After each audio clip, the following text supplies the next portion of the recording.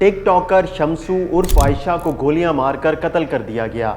ये वाकया थाना टेक्सला की हदूद में पेश आया, जिसका मुकदमा टिकटॉकर शम्सू उर्फ आयशा के वालिद की मदईयत में दर्ज किया गया। टिकटॉकर्स खवातीन के कत्ल के वाकयात बढ़ते जा रहे हैं। क्या मकतूला को भी वीडियोस बनाने या फिर गैरत के नाम पर कत्ल किया गया है, या इस कत्ल के पीछे कोई और वजह है?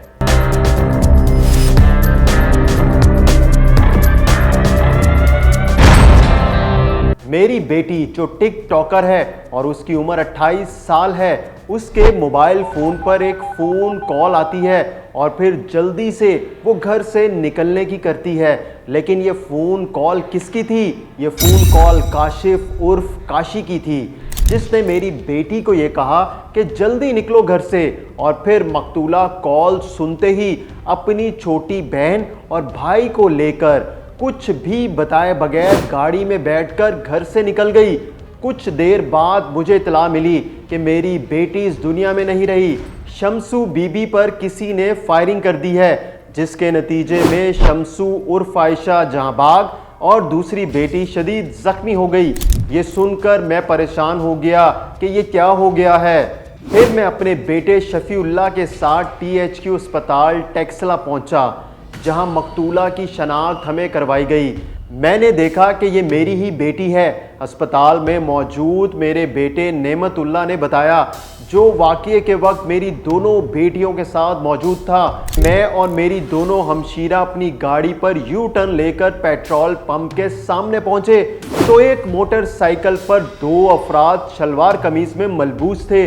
मेरी बहन शम्सू गाड़ी चला रही थी। मोटरसाइकिल गाड़ी के दाईं तरफ आया और फिर पीछे बैठे शख्स ने पिस्तौल से फायर कर दिया, जो टिकटॉकर शम्सू की गर्दन पर लगा और गाड़ी बेकाबू होकर डंपर से टकराई, जिसके नतीजे में छोटी बहन भी शदीद जख्मी हुई। मेरी बेटी टिकटॉकर कुछ अरसे से टिकटॉक पर वीडियोस बनाती थी और टिकटॉक पर इसके 1.3 मिलियन फॉलोअर्स थे।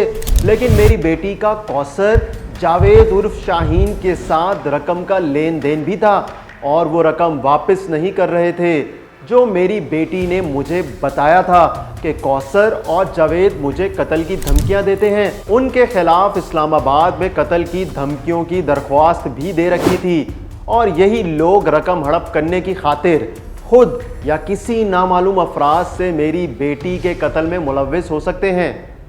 दूसरी जानिब थाना टेक्सला पुलिस ने इस वाक़ये के बाद CCTV फुटेज और दीगर शवाहिद की मदद से मुल्ज़िमान की शनाख्त और गिरफ्तारी का अमल शुरू कर दिया है, लेकिन ताहाल कोई कामयाबी न मिल सकी।